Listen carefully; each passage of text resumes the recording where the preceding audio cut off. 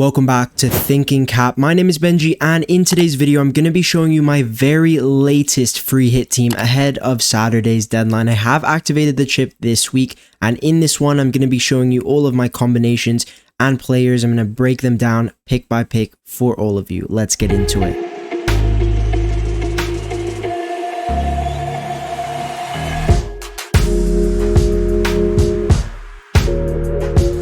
Alright, let's start in the front line, and I don't think there's any attacker more locked in my team than Omar Marmoush. 7 returns in 9 league starts, should be on pens if any are awarded for Manchester City as well. He's also been taking a few set pieces. Look, Marmoush has started as the number 9 in all of Man City's last 3 games, and with Haaland still injured, there's basically no competition for minutes. Pep has no real alternatives in that striker spot apart from Omar, so 2 starts I think is very, very likely, and he's one of the biggest locks on my free hit. His partner up top is Ollie Watkins, but look, I'm not fully confident in his expected minutes. Watkins was benched in the second leg against PSG. In my mind, that was Villa's biggest game of the season, and the fact that he didn't even start just makes me less confident that he starts City as well as Newcastle. I'm still confident in 1 start though. I think he'll definitely get that.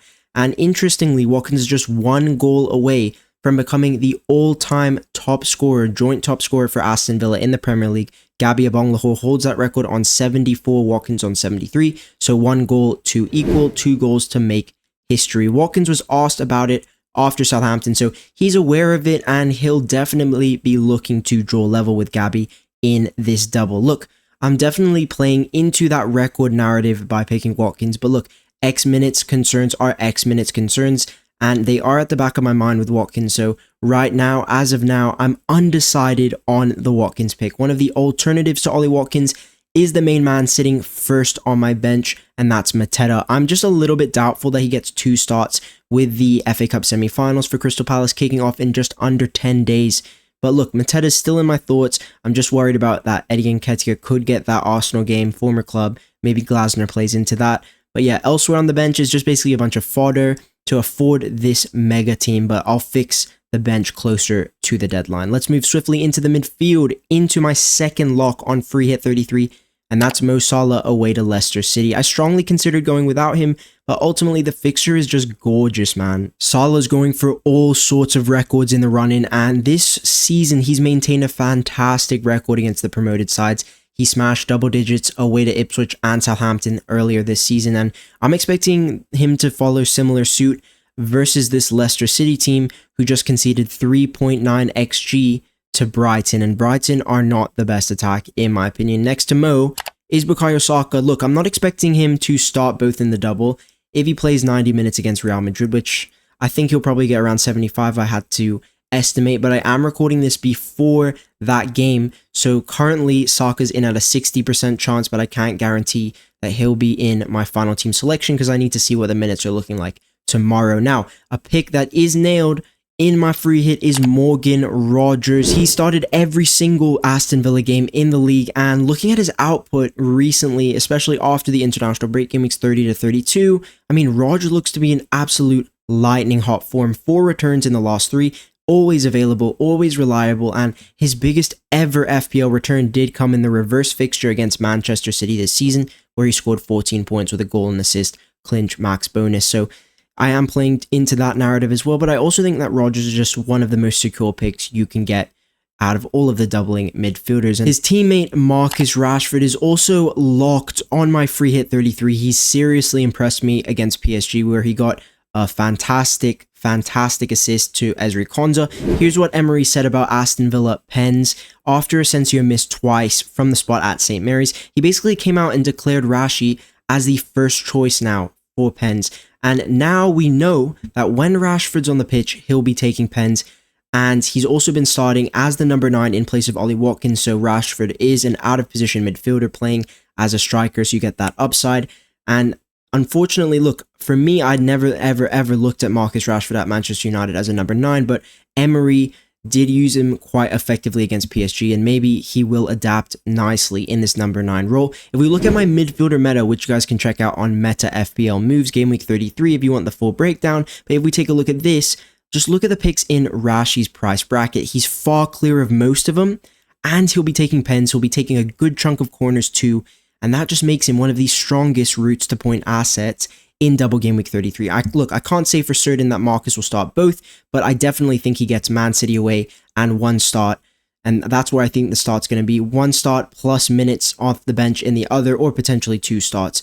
But with the routes to points he offers, the fact that he is an out-of-position midfielder, I really like his potential for Villa's double. And in my final midfield spot, I am looking to have one last salsa dance with Kevin De Bruyne. At the start of the week, I was a little bit concerned with KDB's, that he might get benched in one of these two, but just looking at and considering how out of form Phil Foden is, I just highly doubt that that's going to happen. Additionally, De Bruyne has been carrying a sports hernia for a little while now, but recent quotes from Pep and Kevin himself kind of clear him of this issue. And look, De Bruyne's been pain-free now for more than 6 weeks, and that's always been my issue with De Bruyne. Is he moving 100%? Is he feeling 100%? And the fact that he's come out and cleared his personal fitness is a massive green flag to me. And he's at a 100% likelihood to be in my 11 come Friday, but I can't lock him in until then, till I get a full clearance from Pep in press conferences. So yeah, that's how the attack's looking. And in defense, I've gone fairly template with the back line. I'm on the boring double Arsenal defense, Saliba and Raya. I haven't locked them in yet, obviously, because they do play today in the Champions League, but I like the fixtures for clean sheets, Ipswich in there and Crystal Palace at home.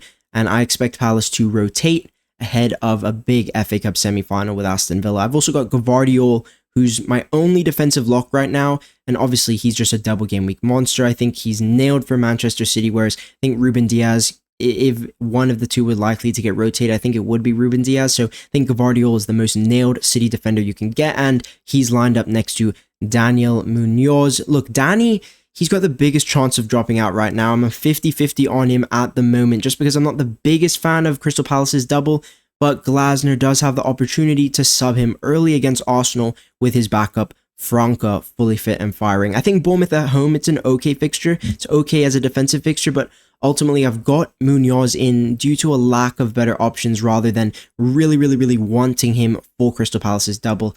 Other combinations I'm considering include a triple Arsenal defense if Bukayo Saka's minutes become even worse than what I'm currently estimating. I'm considering the triple defense because the majority of the field will own two.